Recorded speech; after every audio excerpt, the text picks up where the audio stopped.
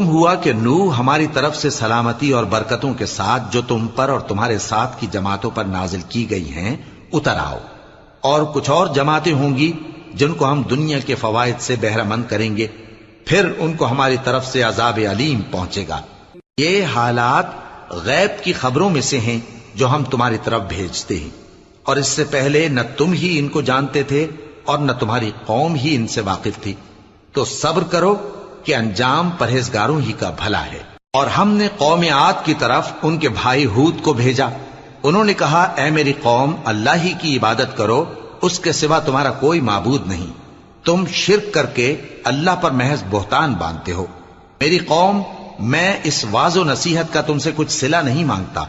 मेरा सिला तो उसके जिम्मे है जिसने मुझे पैदा किया। भला तुम समझते क्यों नहीं?